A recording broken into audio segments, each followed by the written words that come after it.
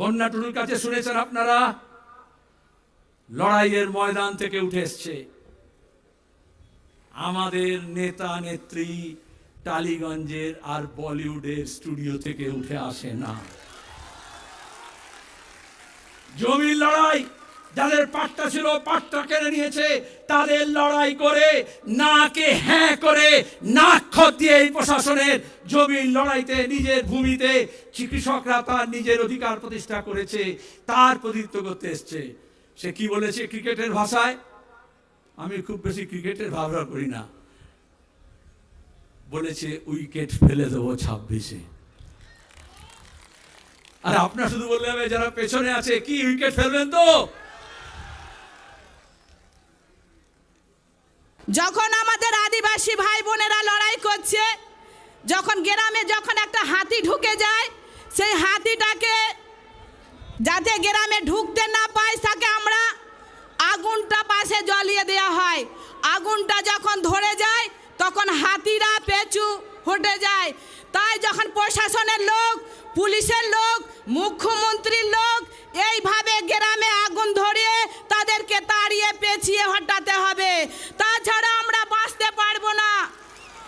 এইখানে যারা উপস্থিত আছেন এই সবাই আমার আশা কর্মীরা আছে, মিড ডে মিলে দিদিরা আছেন, আমার এসএফআই ছাত্র যুব মহিলারা আছেন, আমার মায়েরা আছেন, সব থেকে পিছিয়ে পড়া মানুষ যে হুগলি জেলায় লড়াই করেছি তাদেরকে আমরা বাস করে দিয়ে এই সবাই এসেছে।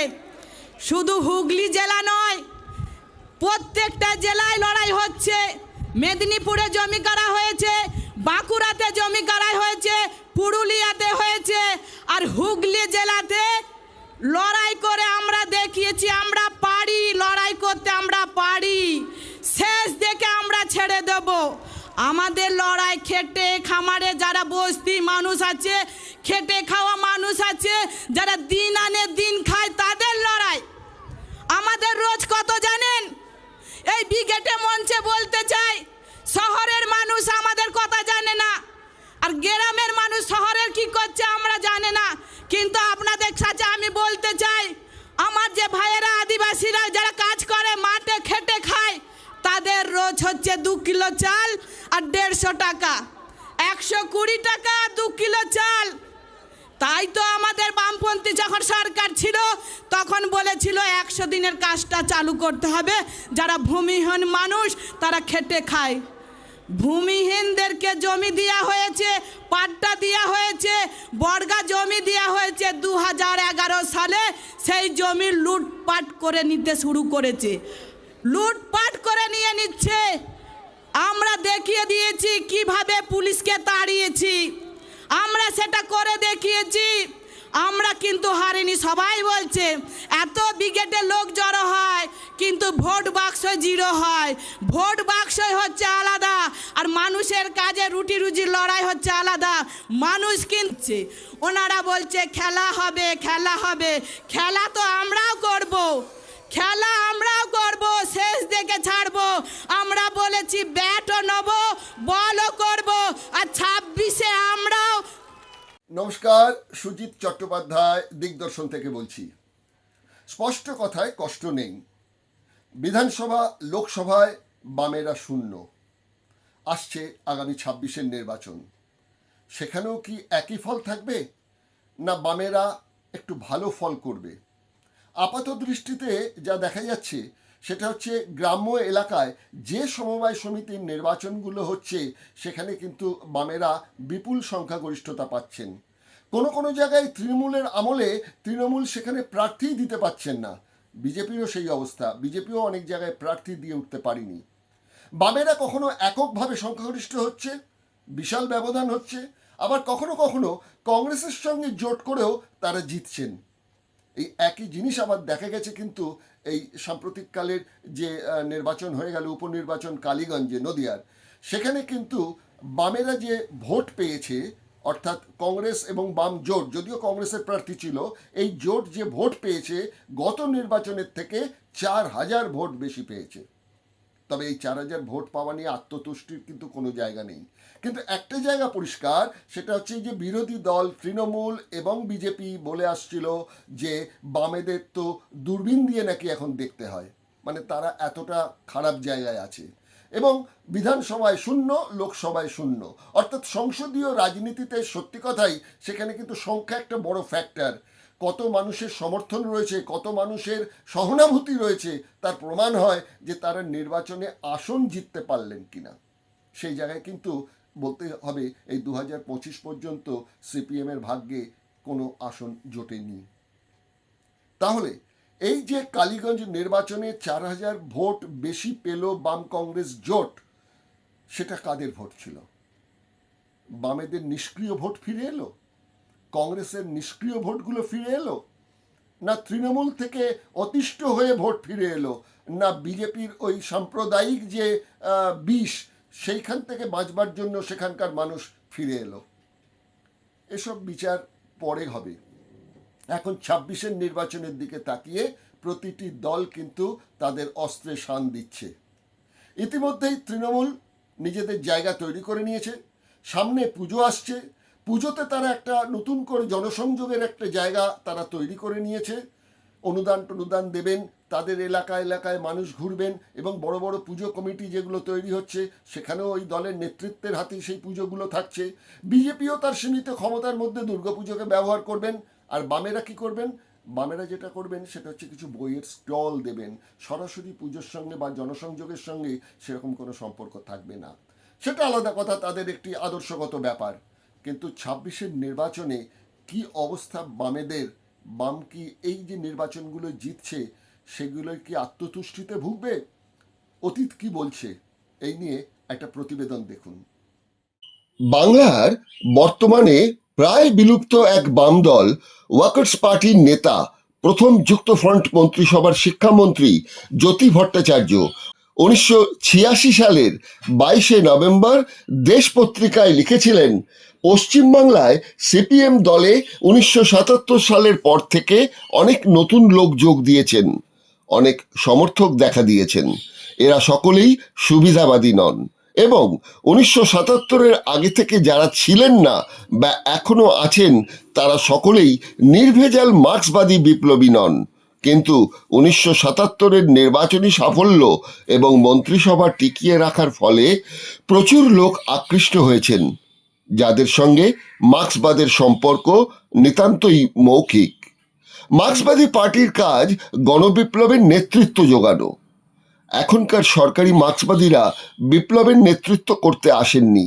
এদের কাজ বর্তমানের সরকার চালানো, সেই সরকারকে আবার ভোটে জিতিয়ে আনা, এবং এই জন্য যেখানে যেভাবে কিছুটা সন্তুষ্ট করা দরকার, সরকারের প্রসাদ অনুকূল্যে সেভাবে যতটা বিতরণ করা দরকার সেসবের দেখাশুনো ও তদবির তদারক করা। কিছুদিন ধরে এসব কাজ চালাতে হলে সরকারি শাসনযন্ত্র ও বন্দোবস্তের সাহায্য শুধু নয়, বুর্জোয়া শ্রেণীর সাহায্যও দরকার হয়। ধনতন্ত্রের আন্তর্জাতিক বন্দোবস্তের মধ্যেও লিপ্ত হতে হয়। ক্রমে সেই বিশাল বন্দোবস্তেই এক কোণে সাব ডেপুটির আসনেও একটু জায়গা পেতে হয়। আগে নিন্দা করা হয়েছিল এমন অনেক কিছুকে অনিবার্য, অবশ্য প্রয়োজনীয় বলে তখন মনে হয়। সিপিএম দল এখন মাল্টিন্যাশনাল কর্পোরেশনগুলিকে পশ্চিমবাংলার ব্যবসা করতে ব্যাকুল আমন্ত্রণ জানাচ্ছেন।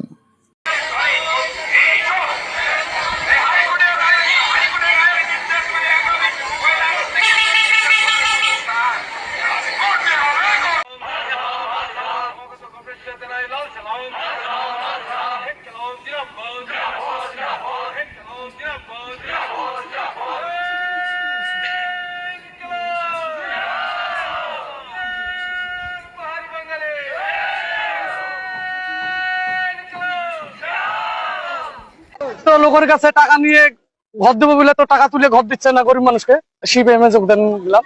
আর রাস্তাঘাটে কোনো উন্নয়ন নেই, এই তো সব খাইয়ে বসে থাকছে এমএলএ সাহেব আর এমএলএ ভাই। এদের অত্যাচারে আমরা সহ্য করতে পারছি না। টাকা পয়সা আমরা লুটিয়ে পাঠিয়ে খাচ্ছি। সেই জন্য আমরা প্রতিজ্ঞা করেছি, দল আমরা করবো না, এই দুর্নীতির বিরুদ্ধে লড়াই করার জন্য আমরা সিপিএম যোগ দিচ্ছি। আসলে এই তৃণমূল কংগ্রেসের দমকল পৌরসভা এলাকায় কোনো উন্নয়ন না হওয়ার কারণে অনেক তৃণমূল কর্মী যারা এখনো করছেন তারা এই দলটার প্রতি বিরক্ত, বিরক্ত। কিন্তু অনেকেই প্রকাশ্যে চলে আসছেন, আবার অনেকেই আসতে পারছেন না, কিন্তু ভিতরে ভিতরে হচ্ছে যে ভালোভাবে হচ্ছে যে তারা এই দলের আর থাকতে চাইছেন না, যার ফলেই হচ্ছে যে ওখানে আমাদের দলে আজকে যোগদান করলো। যারা যোগদান করলেন তাদেরকে আমরা স্বাগত জানাচ্ছি।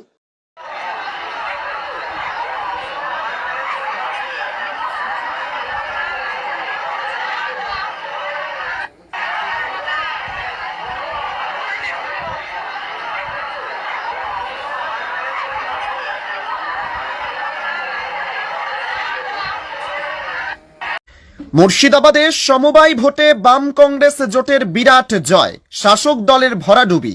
এই অঞ্চলে একের পর এক হার ভাবাচ্ছে শাসক দলকে। গত পঞ্চায়েত নির্বাচনে নবগ্রামের অমৃতকুণ্ড অঞ্চল হাতছাড়া হয় শাসক দলের, আর এবার সেখানেই সমবায় ব্যাংকের ভোটেও হারল শাসক দল তৃণমূল কংগ্রেস।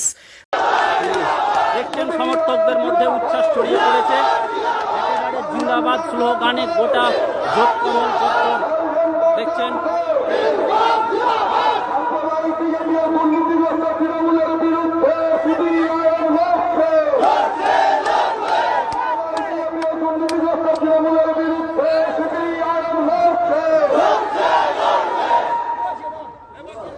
দেখছেন সমর্থকরা উচ্ছ্বসিত, তারা এই মুহূর্তের সাক্ষী হয়ে থাকছেন। জোট কমলের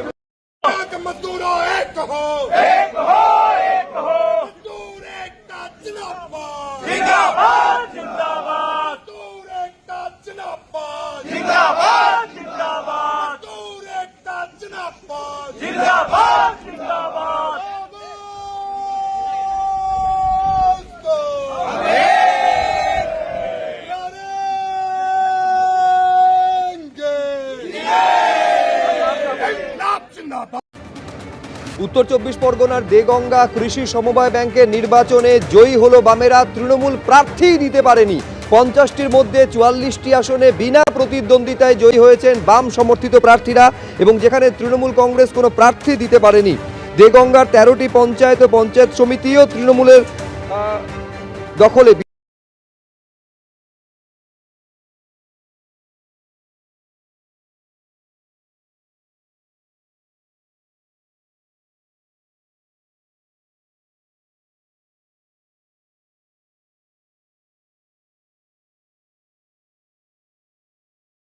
কোলাঘাট হলদিয়ার পর এবার পাঁশকুড়া সমবায় সমিতির নির্বাচনে জয় সিপিএম এর। কোলাঘাট হলদিয়া এরপর পাঁশকুড়া সমবায় সমিতির নির্বাচনে জয় সিপিএম এর। Panskura Jashora cooperative agriculture credit সোসাইটির ভোটে জয় সিপিএম। 9টি আসনের মধ্যে 5টিতে জয় সিপিএম এর, 4টি আসনে জয়ী তৃণমূল সমর্থিত প্রার্থীরা। 4টি আসনে প্রার্থী দিলেও খাতাই খুলতে পারল না বিজেপি। একটি আসনে প্রার্থী দিয়েছিল সিপিআই। इनकलाब इनकलाब इनकलाब जिंदाबाद जिंदाबाद जिंदाबाद इनकलाब जिंदाबाद जिंदाबाद जिंदाबाद तृणमूलेर कालो हाथ ভেঙে দাও গুড়িয়ে দাও গুড়িয়ে দাও গুড়িয়ে দাও তৃণমূলের কালো হাত ভেঙে দাও গুড়িয়ে দাও গুড়িয়ে দাও গুড়িয়ে দাও। চিত্তরঞ্জনের মানুষ, কলকাতা ডানকুনি হাওড়া স্টোরসের মানুষ সেই দখল করার রাজনীতির বিপক্ষে তার যে রায় সেই রায় স্পষ্ট করেছে। শুভেন্দুগড়ে সমবায় নির্বাচনে উঠল লাল আবির।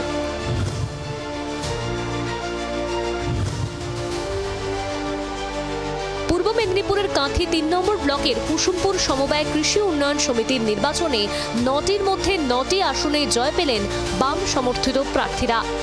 মনোনয়ন চলাকালীন 5টি আসনে বিনা প্রতিদ্বন্দ্বিতায় জয় বামেদের। কোনো আসনে প্রার্থী দিতে পারেনি গেরুয়া শিবির। বাকি 4 আসনে তৃণমূলের সঙ্গে প্রতিদ্বন্দ্বিতা হয়। গ্রাম বাংলার এই ছোট ছোট নির্বাচনগুলিতে বামেরা কিভাবে তাদের হৃত গৌরব আবার ফিরে পাচ্ছেন সেগুলোতে আপনারা দেখলেন। এখন প্রশ্ন হচ্ছে যে তৃণমূল এবং বিজেপি এই ফলাফলগুলোকে দেখে তারা কি আলাদা করে একটু সজাগ হচ্ছেন? আর বামেরাও এই 34 বছর শাসনের ফলে তাদের যে যে ত্রুটিগুলো ছিল সেই ত্রুটিগুলো শুধরে নিয়ে 26-এর নির্বাচনের জন্য কি তারা তৈরি হচ্ছেন? আমাদের কাছে যা খবর রয়েছে সেটা হচ্ছে 26-এর নির্বাচনে বামেরা সত্যি কি নিজেদের ত্রুটিগুলো শুধরে নিচ্ছেন কিনা, কিংবা তাদের কি কি ত্রুটিগুলো ছিল, মানে মোটামুটি ভাবে যে ত্রুটিগুলো ছিল সেইগুলো নিয়ে একটা প্রতিবেদন তৈরি করেছি, সেটা একটু দেখুন। 26-এর নির্বাচনে বামেদের অভিভাবক বলতে একমাত্র পিতামহ ভীষ্ম বিমান বসু। নিঃসন্দেহে এক ধনী স্বচ্ছন্দ ঘরের ছেলে, যে কৃচ্ছ সাধন করে কমিউনিস্ট যোদ্ধা হিসেবে জীবনের এতগুলো বছর কাটালেন, আজকের সংসদীয় রাজনীতির ময়দানে তা বিরল। সেই ব্যক্তির সততা নিয়ে প্রশ্ন ওঠাও উচিত নয়। অবশ্য কর্পূরের স্থায়িত্ব বেশিক্ষণ হয় না, তেমনি যিনি কাদা মাখানোর সিলমোহর দেবেন এবং সেটা 26-এর ভোটের আগে বাজারে কতটা কাজে দেবে সে তো ভবিষ্যৎ বলবে। থাকে সব কথা, অন্য কোনো পর্বে এই সম্পর্কে আলোচনা করা যাবে। কথা হচ্ছিল সিপিএম এর ভবিষ্যৎ সম্পর্কে। বুদ্ধদেব ভট্টাচার্য পরাজিত হওয়া এবং বামফ্রন্টের ক্ষমতা হারানোর পরে বামেরা বুঝে উঠতে পারছিলেন না কি হয়ে গেল। মুজাফফর আহমেদের পর দলের সামনে সম্পাদক হিসেবে মোহাম্মদ সেলিমকে সামনে নিয়ে আসার মতো দুঃসাহস দেখিয়েছে সিপিএম। দলের শাখা সংগঠনে আনা হয়েছে কিছু ঝকঝকে ছেলে মেয়েদের, সেখানেও স্থান পেয়েছেন সংখ্যালঘু সম্প্রদায়ের বেশ কিছু মানুষ। 20শে মে 2025-এ ব্রিগেডে আমরা শুনেছি আদিবাসী নেতা নিরাপদ সর্দারের বক্তব্য।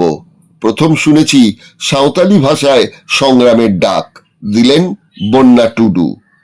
2006 থেকে বামেদের চাঁদে যখন গ্রহণ লাগা শুরু হয়, তখন থেকেই যদি এই সব সিদ্ধান্ত নেওয়া হতো তাহলে হয়তো বামেদের হাল বেহাল হতো না।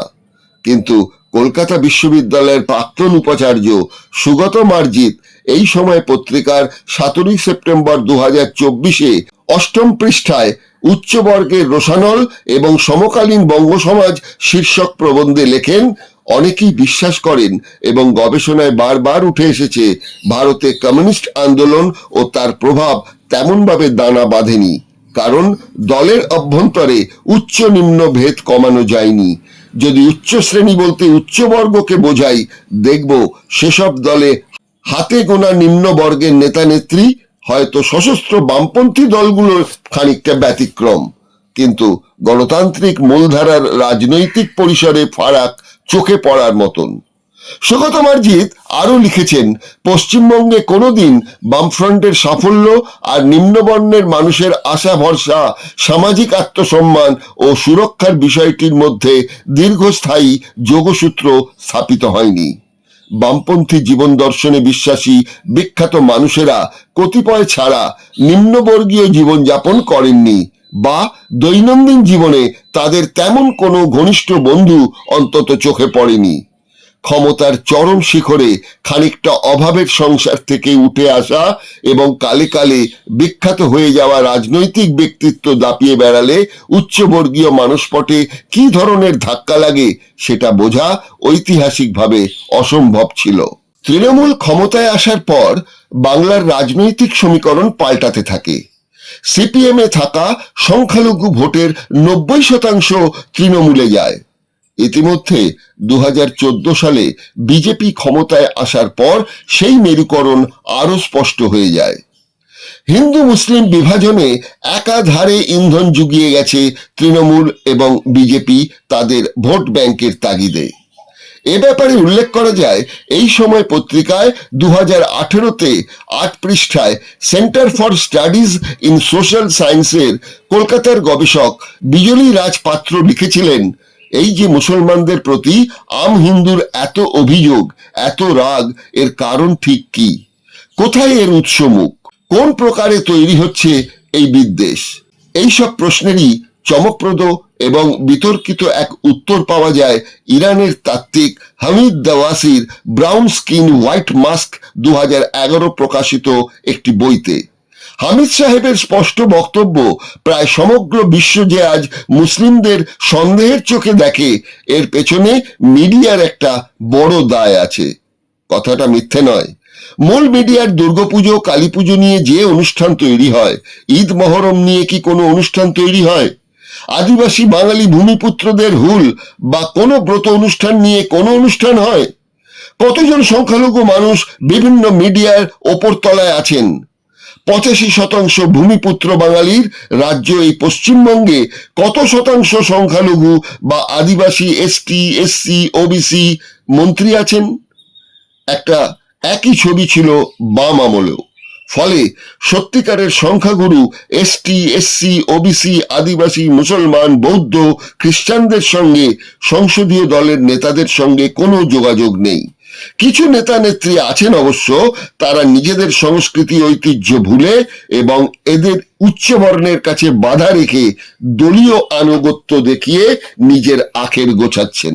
আজ বামেরা বাংলায় গৈরিক উত্থানের জন্য তৃণমূলকে দায়ী করে, কিন্তু ইতিহাস বলছে বামেরাও এর জন্য দায়ী।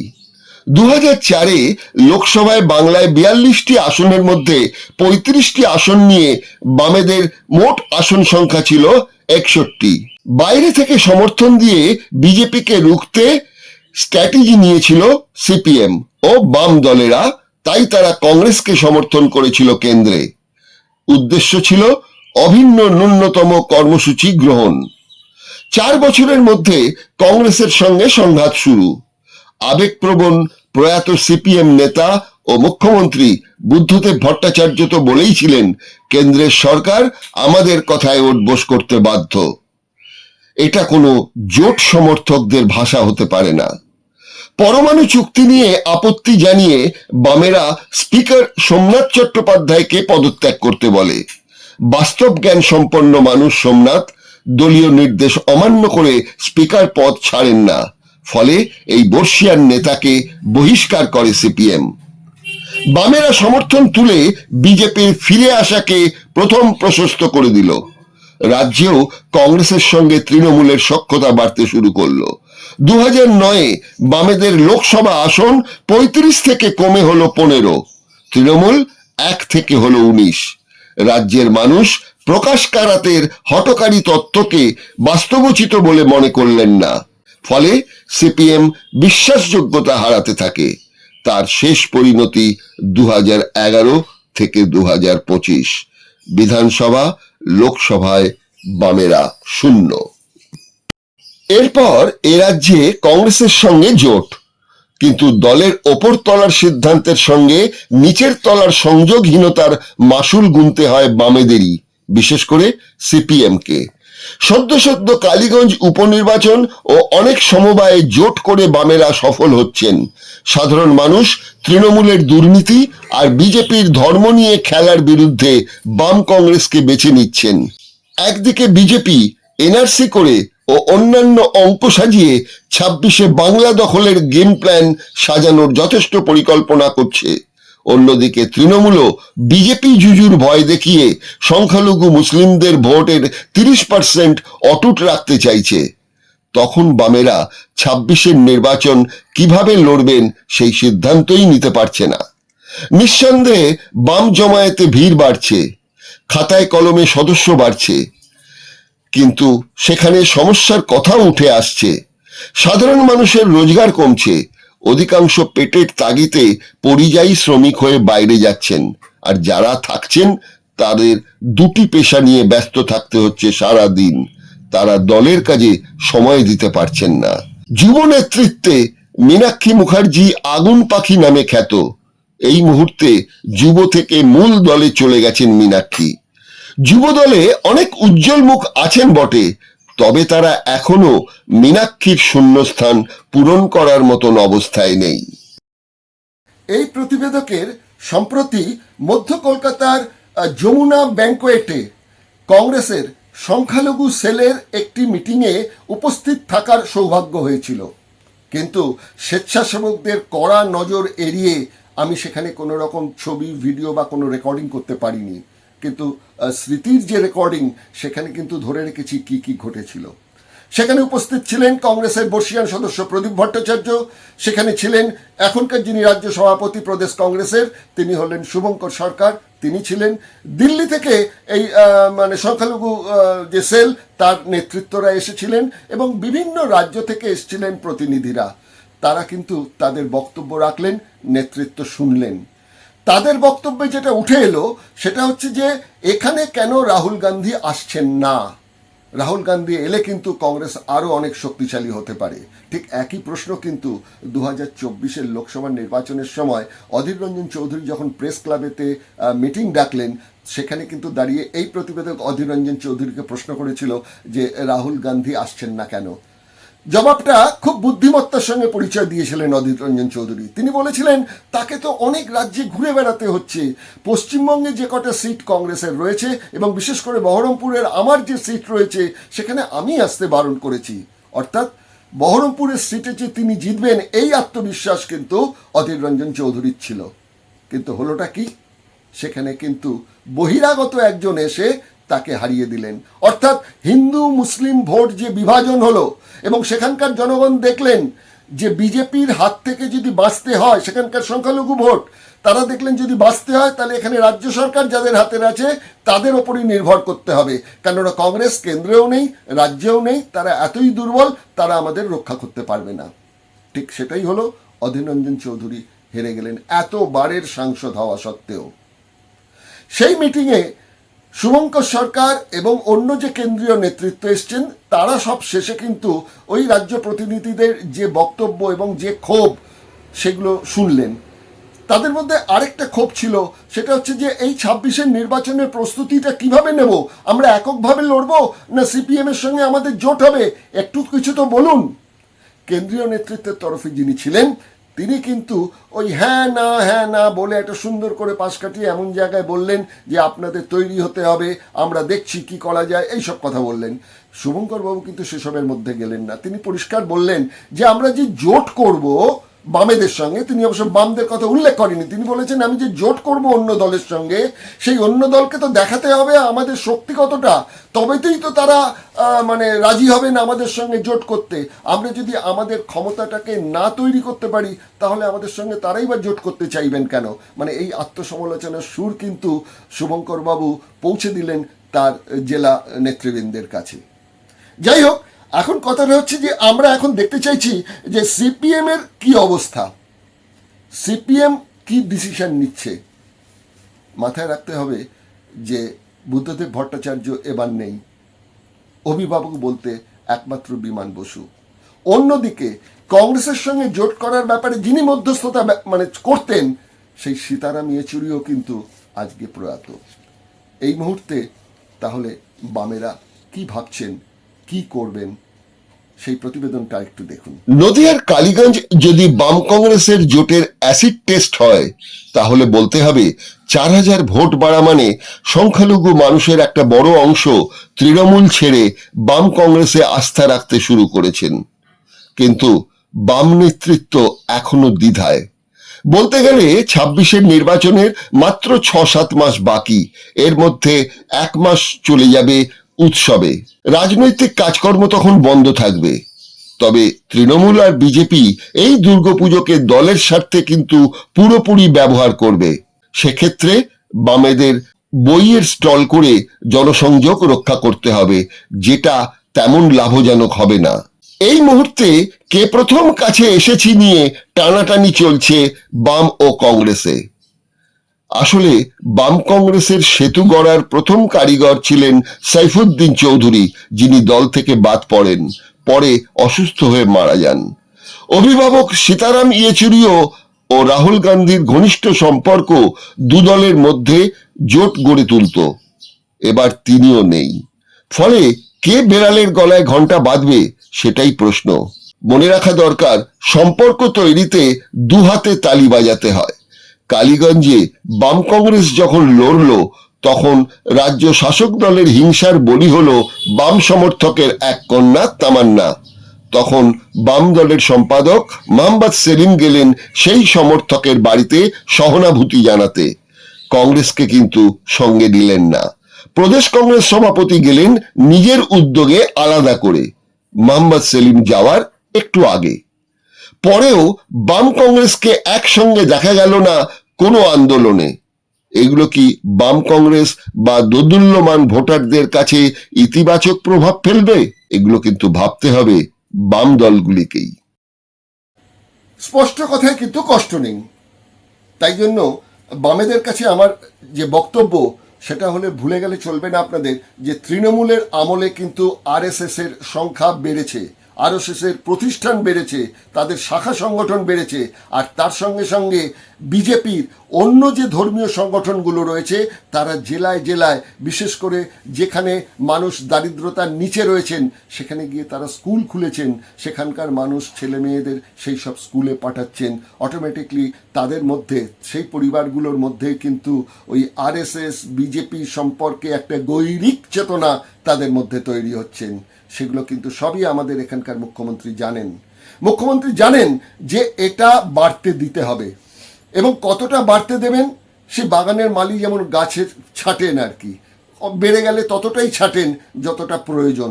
তিনি জানেন বিজেপিকে বাড়তে না দিলে পরে এখানকার যে 30% সংখ্যালঘু ভোট আছে তাদের ওই বিজেপি জুজুটা না দেখালে ওই ভোটটা ধরে রাখতে হবে, কারণ এই ভোটটা কোনো কারণে যদি আবার বামের দিকে চলে যায়, কংগ্রেসের দিকে চলে যায়, তাহলে কিন্তু অনেক আসন হারাতে হতে পারে তৃণমূলকে। সুতরাং তৃণমূল চাইবে যে বিজেপি সংখ্যায় থাকুক একটু, বরঞ্চ বাম কংগ্রেস নিশ্চিহ্ন হয়ে যাক। এই যখন পরিস্থিতি, তখন যেসব জায়গায় অর্থাৎ যে যে ছোট ছোট নির্বাচনগুলো বামেরা জিতছেন সেই আত্মতৃপ্তিতে যদি ভোগেন তাহলে কিন্তু 26-এর নির্বাচনে বামেদের জন্য অনেক দুঃখ আছে। তাদের পুরনো যে অভিজ্ঞতা, তাদের পুরনো যে ভুল ভ্রান্তি, সেগুলো থেকে শিক্ষা নিয়ে তাদের কিন্তু 26-এর নির্বাচনের জন্য তৈরি হতে হবে। কিন্তু তৈরি হচ্ছেন কি তারা? এই দেখুন না, যেটা বললাম, এই যে 26-এর নির্বাচন, তার আগে এই যে কালীগঞ্জের নির্বাচনটি হয়ে গেল, যেটাকে বলা যেতে পারে অ্যাসিড টেস্ট, সেখানে তো তারা 4000 ভোট বেশি পেলেন। তারপর কি হলো? সেখানে তাদেরই সমর্থক, মানে বামেদের সমর্থকদের বাড়ির একটি মেয়ে, তাকে হত্যা করলো কিছু ওই তৃণমূলের সমর্থকেরা। তারা ধরাও পড়েছে, সব ঠিক আছে, কিন্তু সেই সমবেদনা জানাতে যখন বামেদের তরফ থেকে তাদের রাজ্য সম্পাদক মোহাম্মদ সেলিম গেলেন, তাদের উচিত ছিল তো যে কংগ্রেসের নেতৃত্বকে সঙ্গে নিয়ে যাওয়া। তারা কিন্তু আমন্ত্রণ জানাননি কংগ্রেসকে। সেলিম যখন পৌঁছলেন সেই মেয়েটির বাড়ি, তার আগেই শুভঙ্কর সরকার ঘুরে এলেন কংগ্রেসের তরফ থেকে। সুতরাং এইখানে তারা জোটবদ্ধ হলেন না।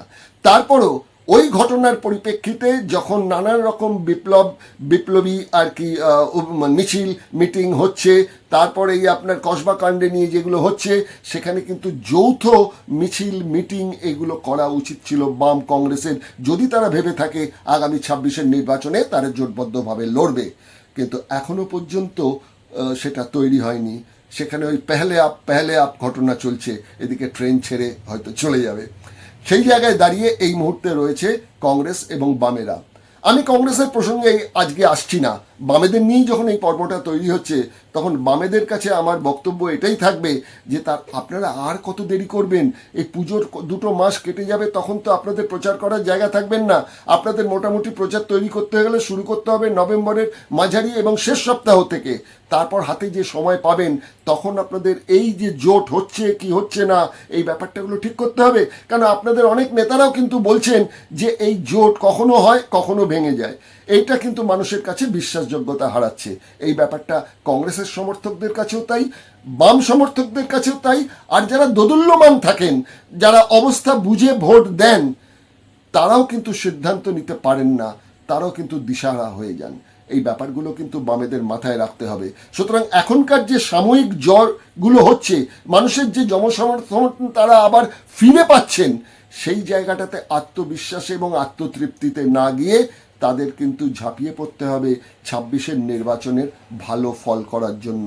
তারা যদি একটু ভালো ফল করতে পারেন, তাহলে তারা প্রধান বিরোধী দল, আমি ক্ষমতার কথা বলছি না, প্রধান বিরোধী দল হয়তো তারা উঠে আসতে পারেন, হয়তো সামান্য ভোটের ব্যবধানে হবে, কিন্তু তারা হৃত গৌরবটা আবার ফিরে পেতে পারেন। এবং তৃণমূলের জন্য যা চিন্তার কারণ হতে পারে, বিজেপির জন্যও তা চিন্তার কারণ হতে পারে। যাই হোক, তাদের দল, তারা বুঝবেন কি করবেন।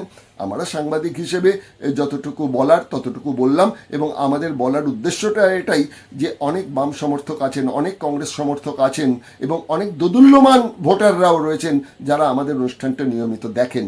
সুতরাং আমার বক্তব্যে যুক্তি আছে কিনা তারাই বিচার করবেন। আপনারা সেরকম যদি বোঝেন তাহলে একটা মন্তব্য করে আমাদের জানাবেন যে আমরা ঠিক বললাম না ভুল বললাম। যদি ভুল বলে থাকি তাহলে কঠোর সমালোচনা করবেন, আর যদি আপনাদের মনে হয় যে না আমার বক্তব্য আপনাদেরই বক্তব্য, তাহলে পরে নিশ্চয়ই একটা লাইক দেবেন, অন্যকে শেয়ার করবেন এবং অবশ্যই সাবস্ক্রাইব করবেন। আমরা উৎসাহিত হব। দিগদর্শন, দশের পাশে, দেশের সাথে। নমস্কার।